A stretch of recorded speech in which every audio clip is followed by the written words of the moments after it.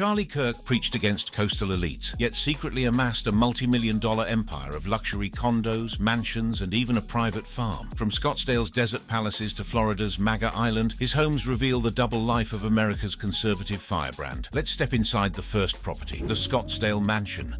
There are houses, there are mansions, and then there are statements. The Scottsdale estate purchased by Charlie Kirk in June 2023 was all three. Nestled in the ultra-exclusive Silverleaf gated community within DC Ranch in North Scottsdale, Arizona, this $4.75 million property was more than just a home. It was a symbol, a statement of wealth, a physical embodiment of Kirk's ascent from suburban activist to multimillionaire power broker in America's conservative movement. And in the way it was bought, lived in, and eventually sold. The mansion tells us volumes about who Kirk was, how he operated, and what he valued. By this point, Kirk's personal income had soared. His salary from TPUSA was more than $400,000 annually. Donor money flooded into the organization, topping $100 million a year. For a man still in his late 20s, with two young children and a growing national profile, buying into Silverleaf wasn't just about luxury, it was about planting his flag. Silverleaf is not just any neighborhood, it is one of the most prestigious enclaves in Arizona, known for multi-million-dollar estates, desert vistas, and celebrity residence. Homes here routinely trade for $5-15 million, with square footage prices ranging from $2,500 to $3,500. By purchasing here, Kirk was signaling his arrival, not just as a conservative pundit, but as a member of America's wealthy elite. The home itself was sprawling, a single-story Spanish-style estate spanning 6,841 square feet on nearly an acre of land. It contained 6 bedrooms, 6 full bathrooms, and additional half-baths. Built in 2006, the mansion blended Mediterranean design with modern desert luxury. Stucco walls, terracotta roof tiles, and arched entryways gave it old-world charm, while floor-to-ceiling windows and an open-concept floor plan kept it light, airy, and contemporary. For a family of 4, it was far more space than necessary. But this wasn't just a family home. It was a networking hub, a donor-entertaining venue, a personal retreat, and a status symbol rolled into one. The interior was every bit as luxurious as the price tag suggested, beginning with the great room. Vaulted ceilings soared nearly 20 feet above, accented by exposed wooden beams that gave the space both grandeur and warmth. A massive stone fireplace stood proudly as the centerpiece, anchoring the room in rustic elegance. The sheer scale of the room allowed seating for more than 20 guests comfortably, and its open layout flowed seamlessly into the adjoining dining and kitchen areas, making it as practical for intimate evenings as it was for large gatherings. The kitchen itself was nothing short of a chef's paradise. At its center stood a large island with seating for 6 to 8 people, surrounded by granite countertops that exuded timeless sophistication. The appliances were all top-tier, a Sub-Zero refrigerator, Wolf range and ovens, and even a built-in espresso machine that elevated daily living into an art form. Functionality matched the style with a butler's pantry tucked away for additional storage, while a vaulted brick ceiling added both architectural drama and texture to the space. Just off the kitchen, the dining area offered elegance paired with intimacy. A long custom table stretched to accommodate 12 to 14 guests comfortably, setting the stage for formal dinners or private strategy sessions. French doors opened directly onto the patio, blurring the line between indoor and outdoor living and allowing the Arizona landscape to become part of the dining experience. The primary suite was designed as a private wing, offering the kind of retreat most could only dream of. It included not 1 but 2 walk-in closets, a fireplace for comfort, and a spa-inspired bathroom. Marble counters gleamed under soft lighting, while a clawfoot soaking tub, heated floors, and a rain shower with multiple heads transformed the space into something closer to a luxury resort than a master bedroom. Beyond the primary suite, 5 additional en-suite bedrooms ensured every guest was welcomed in comfort. Each included walk-in closets and direct patio access, with 2 of them easily adaptable as a nursery or gym depending on the family's needs. The home office was tailored for both productivity and presence. High ceilings opened the space upward, while built-in shelving and French doors that led outside created an inspiring environment. It became the perfect setting for Kirk's podcasting, networking calls, and long hours of strategy work. Beyond these central living spaces, the home also featured a detached guest casita with its own kitchenette, a dedicated media room, a wine cellar capable of holding 500 bottles, and a laundry room outfitted with high-capacity appliances. The design throughout emphasized a neutral palette, white walls, hardwood floors, and iron fixtures, intended to provide a versatile canvas that could be personalized with artwork, family photographs, or even conservative memorabilia. Technology was embedded into every corner of the property. Smart home features included Crestron lighting, Lutron shades, Nest climate controls, and an advanced security system seamlessly integrated with Silverleaf's gated patrols. Cameras, biometric locks, and 24/7 monitoring ensured peace of mind while reinforcing the sense of exclusivity and protection. Stepping outside, the mansion revealed itself as a private desert oasis. The centerpiece was a heated infinity-edge pool stretching over 50 feet, perfectly positioned to overlook the rugged beauty of the McDowell Mountains. An adjacent spa and expansive travertine decking enhanced the resort-like atmosphere, turning everyday living into a permanent vacation. A built-in outdoor kitchen added to the experience, boasting a BBQ grill, wood-fired pizza oven, wet bar, refrigerator, and seating for a dozen guests. A covered Ramada, outfitted with ceiling fans and heaters, ensured the outdoor living areas remained functional and comfortable year-round. The landscaping brought balance between cultivated beauty and sustainable design. Citrus groves, olive trees, rose gardens, and manicured lawns coexisted alongside desert xeriscaping, striking harmony between lush greenery and environmental efficiency. A private putting green added a playful yet luxurious touch, while trails connected directly from the backyard into the desert, inviting exploration. The three-car garage featured epoxy floors and EV charging stations, while additional amenities such as nearby tennis courts and discreetly placed solar panels reinforced both the lifestyle and practicality of the estate. By night, subtle lighting illuminated the winding paths, gardens, and outdoor spaces, creating an atmosphere of quiet drama as the sun sank behind the mountains. The mansion was not simply a house, it was a stage, designed for living, entertaining, and projecting an image of success and permanence. So what did Kirk do with this mansion? It served as the family's flagship home from mid-2023 to early 2025. But beyond family life, it was a professional hub. Kirk hosted strategy sessions for TPUSA, small dinners for donors, and occasional retreats for conservative allies. In March 2024, less than a year after purchase, the Kirks listed the mansion for $6.5 million. Why sell so soon? One theory: the luxury market in Scottsdale was hot in 2023, and Kirk sought to flip the property for a profit. Another, with his expanding commitments in New York, Florida, and Phoenix proper, the Silverleaf mansion was no longer practical as a central hub. Whatever the reason, the property sat on the market for nearly a year. The price was cut to $5.65 million in August 2024. Finally, in January 2025, it sold for $5.25 million, netting the Kirks a modest gain over their purchase price. Ironically, the sale closed just months before Kirk's death in September 2025. In retrospect, the Scottsdale mansion became both a monument to his wealth and a fleeting chapter in his personal story. The Scottsdale mansion stands out as the most documented, most discussed, and most iconic of Kirk's homes, but Arizona was only part of the story. To understand the full scope of Kirk's rise, you have to follow him east, 1,800 miles away, to a stretch of Florida coastline that conservatives had begun to call MAGA Island, Longboat Key. The setting matters. Longboat Key, a barrier island off Sarasota on Florida's Gulf Coast, has long been a haven for wealthy retirees and vacationers, but in recent years it acquired another nickname, MAGA Island. That's because a surprising number of conservative power players have set up shop here. The Gulf front views, the privacy, and the proximity to like-minded allies made it a magnet for Trump world figures. By buying here, Kirk wasn't just buying a slice of paradise, he was buying into a network. His condo was located at the beaches of Longboat Key, an 11-story boutique high-rise built in 1983, with just 74 exclusive units. Residents enjoyed direct beach access, concierge services, tennis courts, and a fitness center. For Kirk, the property provided not only relaxation, but also legitimacy, proof that he could run with the conservative elite who summered on Florida's coasts. The timing of the purchase is telling. In 2019, Kirk was still only 25 years old, but his salary at TPUSA had already ballooned from $27,000 in 2016 to nearly $300,000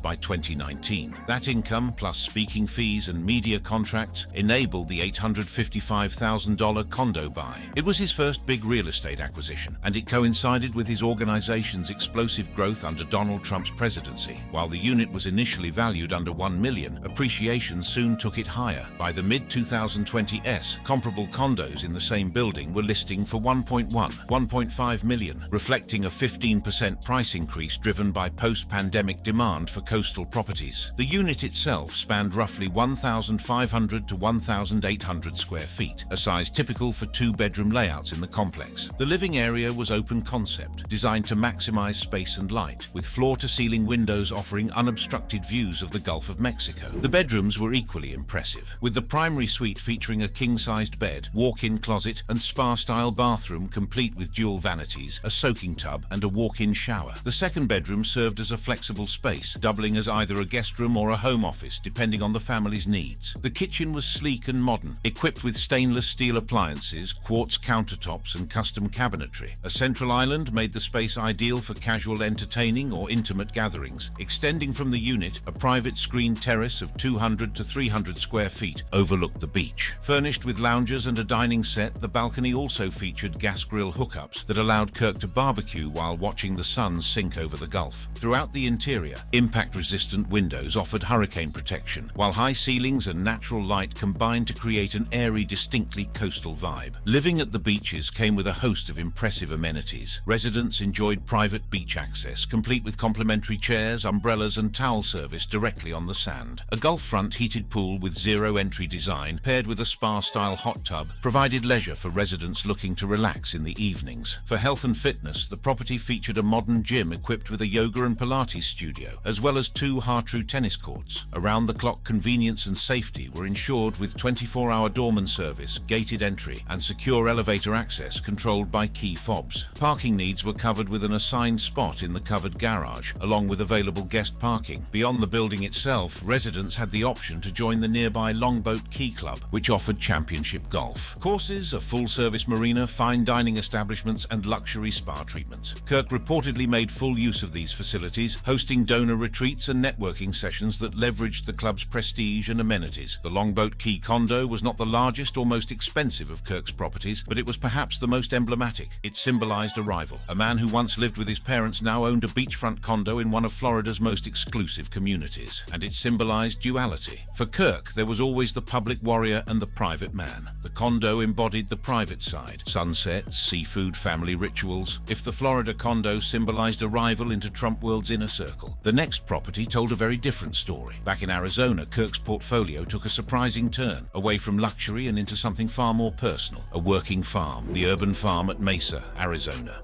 When you picture Charlie Kirk's real estate, you think of stucco walls, infinity pools, and beachfront balconies. But tucked away in Mesa, Arizona, was a property that broke the mold entirely. A nearly 5-acre working farm, complete with barns, horse corrals, and fields of irrigated soil. Purchased in August 2021 for $1.95 million, the Mesa farm was more than just an investment. It was a retreat into self-sufficiency, a quiet refuge from the spotlight, and a deeply personal project that reflected Kirk's values around resilience, family, and tradition. On August 2nd, 2021, Kirk put down a hefty $650,000 down payment to acquire the farm. At the time, Kirk's wealth was accelerating fast. His salary had ballooned, his speaking career was thriving, and Turning Point USA was becoming a financial juggernaut. Buying the farm was part of this upward trajectory, but it was also different. Unlike the flashy Silverleaf mansion or the Longboat Key condo, the Mesa property had a utilitarian, even humble edge. It wasn't about entertaining donors. It wasn't about status. It was about lifestyle. The farm sat on 4.6 acres in the Shelter Cove subdivision, zoned for single-family use but outfitted for agricultural and equestrian purposes. The main house, designed by architect Schill Graw in 1984, was often described as a ship in the desert because of its angular, mid-century modern lines. Spanning 5,765 square feet across 2 stories, the home offered 4 bedrooms, expandable to 7 through bonus rooms, and 4.5 bathrooms. Multiple living areas, including a family room, media room, loft, and game room, ensured there was no shortage of space for both leisure and daily living. The kitchen featured a gas range, central island, and breakfast bar, making it the hub of the home. Upstairs, the primary suite offered luxury with a jetted tub, a walk-in closet, and direct access to a private balcony. Throughout the design, natural light and open space were emphasized, creating a seamless indoor-outdoor flow. Skylights, granite counters, and built-in storage gave the home a modern feel while still remaining warm and inviting. Where the Mesa property truly distinguished itself was in its agricultural and equestrian infrastructure. Nearly 5 acres of irrigated land provided fertile soil, suitable for vegetable gardens, orchards, or grazing. Irrigation systems in both the front and back of the property kept the land lush and productive. A modern horse barn stood ready with stalls, a tack room, and corrals,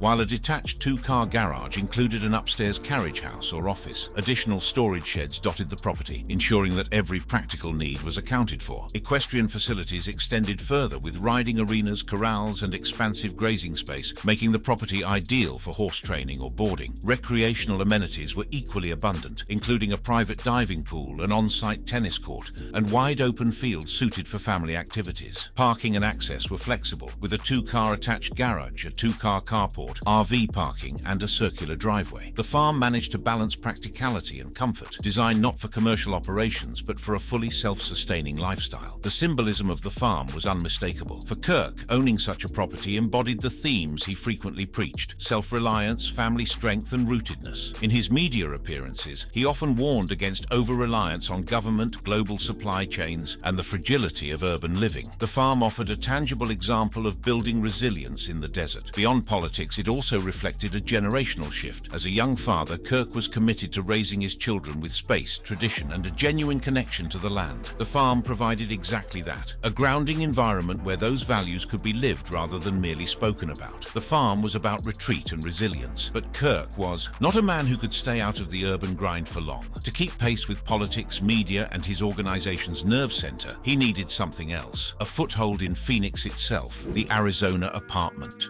When most people think of Charlie Kirk, the first images that come to mind are not marble countertops, glassy skyline views, or Spanish-style infinity pools. They think of a conservative firebrand, the young man who built Turning Point USA from a scrappy campus activism outfit into a multi-million-dollar non-profit juggernaut. But behind the curtain of politics and polemics lies another story, one told not on cable television but in real estate listings and financial filings. And it begins quietly with a place that is perhaps the least glamorous of Kirk's property portfolio, but one of the most revealing: a high-end condominium near Phoenix, Arizona. This is not the sprawling Spanish-style mansion you might have already seen in glossy photos, nor is it the beachside condo on Florida's Longboat Key, or the symbolic family haven in New York. The Arizona apartment, more discreet but no less significant, because it tells us something crucial about how Kirk lived, how he worked, and how he positioned himself in the very state that would become his empire's nerve center. To understand why this property mattered, we need to wind back the clock. Charlie Kirk's organization, Turning Point USA, TPUSA, was founded in 2012 in Illinois. But in 2019, Kirk relocated its headquarters to Phoenix to capitalize on Arizona's growing role as a conservative battleground. That move was a masterstroke. Arizona was fast becoming the center of Trump-aligned politics, and Kirk wanted to be right at the heart of it. The relocation set in motion a lifestyle centered on Arizona's upscale enclaves: Scottsdale, Paradise Valley, Biltmore, Arcadia. Each of these areas became potential stomping grounds. In that context, the Arizona apartment made perfect sense. The Arizona apartment was acquired around 2023, in tandem with Kirk's other headline-grabbing purchases. The exact price tag was never disclosed publicly. Kirk was careful about such things, but consistent reporting valued it at over $1 million at the time of purchase. That figure alone places it firmly in the luxury bracket for Phoenix condos, where upscale units averaged $800,000 to $1.5 million that year. Ownership of the apartment appears to have been personal, held by Kirk and his wife Erica, whom he married in 2021. Posthumous estate reports confirm that this asset, along with others, passed into his family's estate, earmarked for Erica and their 2 young children after his assassination in September 2025. It is worth noting that unlike the Scottsdale mansion, which was eventually sold for $5.25 million after being listed in 2024, the Arizona apartment has remained shrouded in privacy. No mortgage records, no resale data, nothing. This was intentional, reflecting Kirk's obsession with discretion, especially after years of public threats and ultimately the tragic violence that ended his life. The apartment's precise address was never revealed. Journalists described it only as a Phoenix apartment or apartment nearby his Silverleaf mansion in Scottsdale. That phrasing is telling. Consider the geography. Silverleaf in North Scottsdale is about a 20 to 30-minute drive from downtown Phoenix, where TPUSA's headquarters now sits. That's close enough for convenience, but far enough to make daily commutes taxing. A Phoenix apartment then offered Kirk something different. A launchpad closer to the urban core, to Sky Harbor International Airport, and to the media hubs where he frequently appeared. Potential neighborhoods include Paradise Valley, Arcadia, or the Biltmore district, each affluent, each offering luxury high-rises with discreet security. These locations would have placed Kirk within easy reach of Phoenix's Camelback Corridor and within 15 minutes of the airport, a crucial detail given his jet-setting schedule for rallies, speaking engagements, and TV appearances. The Arizona apartment has never been photographed for public consumption, but such apartments typically range between 1,500 and 2,500 square feet, configured as 2 to 3 bedroom units. They feature floor-to-ceiling windows, private balconies, quartz or marble countertops, smart home technology, and high-end appliances. Security is paramount. High-rise complexes in this price range often include 24/7 concierge services,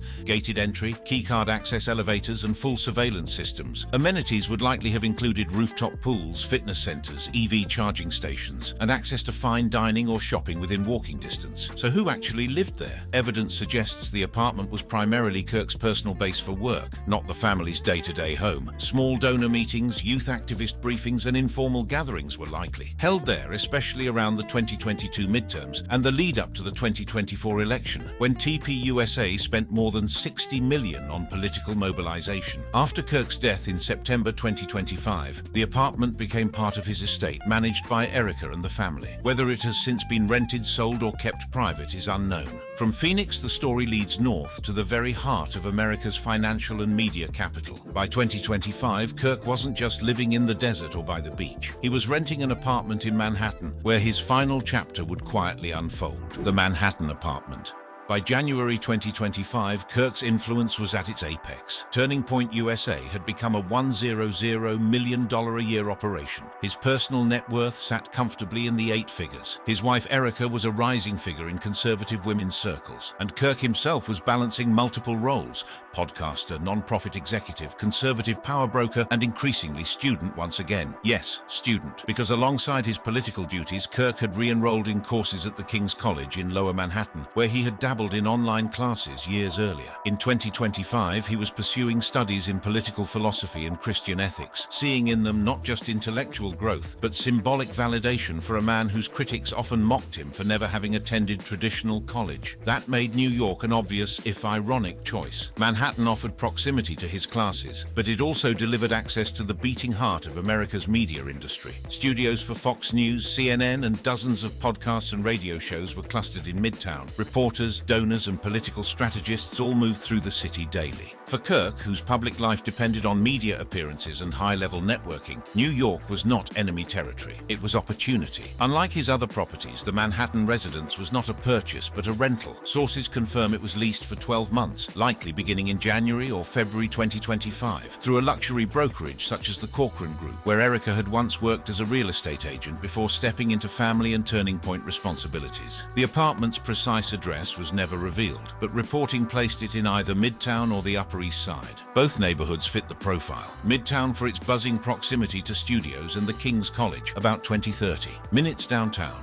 and the Upper East Side for its quieter, family-friendly vibe near Central Park. And while the rent amount was never disclosed, comparisons paint a clear picture. Luxury 3 to 4 bedroom apartments in these neighborhoods at that time commanded anywhere from $10,000 to $20,000 per month. For Kirk, who by then earned nearly $500,000 a year in salary alone, not counting speaking fees, book royalties, and other income, this was hardly prohibitive. If the Scottsdale mansion was defined by desert vistas and Mediterranean flourishes, and the Arizona apartment by sleek discretion, the Manhattan residence leaned into warmth and functionality. Though no official photos exist, sources describe a space that was both luxurious and personal, customized not for show, but for family. It measured somewhere between 2,200 and 2,800 square feet, configured as either a 3 or 4 bedroom unit with 3 bathrooms. The open concept living and dining space alone spanned 600 square feet, anchored by floor-to-ceiling windows that offered views of either the cityscape or partial park greenery. The master suite, roughly 400 square feet, was a sanctuary, a king-size bed, a walk-in closet, and a marble-lined bathroom with dual vanities. A soaking tub and a rain shower created a sense of retreat amid the chaos of Manhattan. Erica reportedly referred to it as their sanctuary. For the children, 2 additional bedrooms were softened with kid-friendly touches, built-in storage, warm lighting, and space for cribs and toys. One included a Murphy bed, allowing it to double as a guest room. The kitchen was high-end, quartz countertops, a Sub-Zero fridge, a Wolf range, a breakfast bar. Erica shared photos of family meals cooked there, calling it their little gathering place in the big city. What set the Manhattan apartment apart was the layering of personal details. For the kids, rounded-edge furniture, non-toxic paints, and a small indoor playnook with foam mats and bookshelves lined with Christian children's literature. For the couple, framed family photos, Bible verses on the walls, and turning point memorabilia. Event posters, signed photographs, conservative artifacts, including one photo of Kirk with Donald Trump. For relaxation,